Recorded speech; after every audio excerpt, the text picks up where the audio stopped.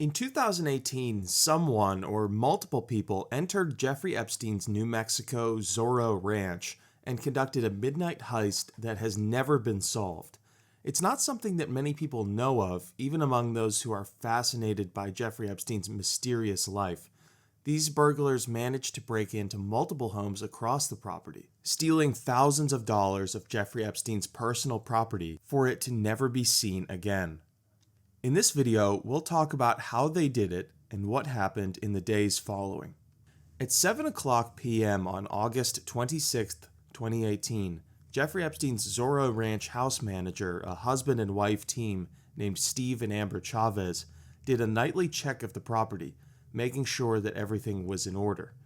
The Zorro Ranch is absolutely gigantic, around 13 square miles in area, situated south of Santa Fe, New Mexico. There are dozens of structures across the ranch, ranging from the main mansion, which is about 35,000 square feet, to a Western-themed village with a general store. It's unclear how extensive these nightly rounds were because the property was so large, and if you want to get a sense of that, you can actually check out my other video where I go in depth on every building on the Zorro Ranch. According to flight logs, Jeffrey Epstein is at his Palm Beach mansion on this night. When the property managers check around the ranch, they find nothing out of the ordinary. But in the morning, when Amber Chavez returned to the ranch, she checked this building and noticed that a window in the garage was broken. She called her husband, and when he arrived, they entered the property and noticed that a gun safe in the house was missing. He estimated that 30 to 40 guns were inside that safe. In addition, a weed eater, leaf blower, and other tools were also missing. In the main house, certain objects had been moved around, and 2 other items were missing. Outside, they found tire tracks leading south a little over a mile, which led to a hole cut in the fence surrounding the property. On the northwest of the ranch, one of Jeffrey Epstein's log cabins had been broken into. Nothing was apparently stolen from this house, but it was destroyed, with objects broken and strewn about every which way. This property to the west was also broken into, and the thieves had stolen antique lamps and a quote-unquote showpiece antique weapon as well. But here's where the story gets really strange. When the officer who eventually arrived at the scene began writing his report on the events, as every police officer has to, he stated that he needed the serial numbers for the guns that were stolen, but had not received any from the Chavezes over 4 days after the break-in. He continued to follow up on the serial numbers, asking them again and again for them, and on September 18th, about 3 weeks after the property, he wrote in a follow-up report that he had not received any more information about the guns. He called Amber Chavez the next day, but she said she would not be at the ranch for several days, and so would call back to arrange a better time to meet. The only problem is she never did. Then, the officer attempted to contact a man named Bryce Gordon, who was a longtime ranch manager of Jeffrey Epstein's, leaving numerous voicemails on his phone, but he did not hear back. On September 25th, a month after the break-in, the officer called Gordon, as well as the Chavezes again, to try to get more information, but neither would answer or return his phone calls. As a result, that officer ultimately decided to close the case. Strangely enough, there was a second robbery at the mansion 2 years later. In 2020, a couple from Artesia, New Mexico broke into the mansion by using bolt cutters and attempted to steal a large antique mirror. According to a police report, the property manager noticed a truck that didn't belong on the property on Monday and confronted the 2 people inside, identified now as Melanie Villegas and Daryl Carson.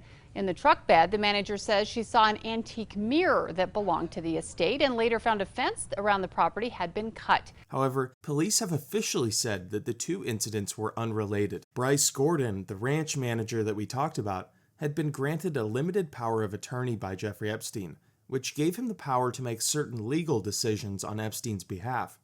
But according to The Sun, after Epstein's death, Gordon and his wife Karen basically disappeared. This article quotes a former ranch hand who lived and worked on the Zorro Ranch as a teenager, as saying, quote, "I can't believe Karen and Bryce have hardly been spoken about. They're ghosts. They're smart people. They wouldn't have been where they were with Epstein if they hadn't had some level of intelligence. I'm sure they're definitely realizing how bad things are.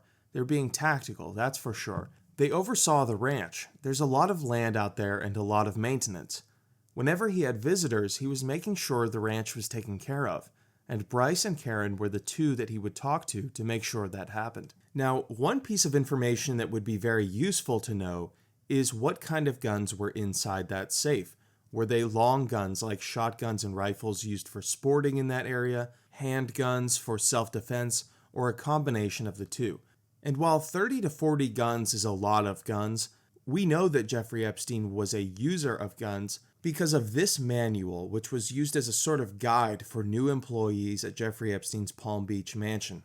It was entered into evidence in the case against Ghislaine Maxwell, and in this report it says, quote, "Household staffers at Jeffrey Epstein's Palm Beach, Florida mansion were always instructed to leave a gun inside of a drawer in the disgraced financier's bedroom before his arrival, according to a lengthy manual for the property." Quote, "Gun placed in bedside table drawer" reads a part of a checklist of instructions for the master bedroom of the sprawling home, under a section in the 58-page manual called Pre-Arrival Preparations. Obviously, there are several strange aspects to this incident. Firstly, who was the person that broke in? It's been noted several times across the internet that people in the area knew that someone very rich and mysterious lived on Jeffrey Epstein's Zorro Ranch, but at the time they didn't know who it was. And from that point of view, I can see an argument that this is just a routine break-in of someone's mansion. Illegal, sure, but maybe not necessarily nefarious. But if that was the case, why would the Zorro Ranch house manager and ranch manager not try to get the guns recovered? The police report makes it seem as though they almost didn't want it to be investigated at all. People who work in law enforcement will tell you that recording your serial numbers, writing them down on a piece of paper, or having them stored digitally is a great way to increase the chances of your guns being returned to you if they're stolen. Otherwise, the police have very little to go off of. But this story fits in exactly with the mold of so many aspects of Jeffrey Epstein's life. Something illegal happens, and the people involved with it simply disappear.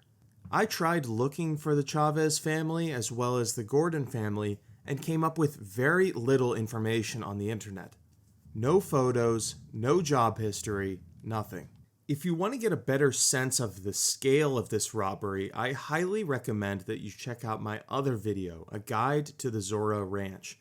In it, I go over every single building and try to make sense of this mansion, which is like a labyrinth and is the focal point of the property.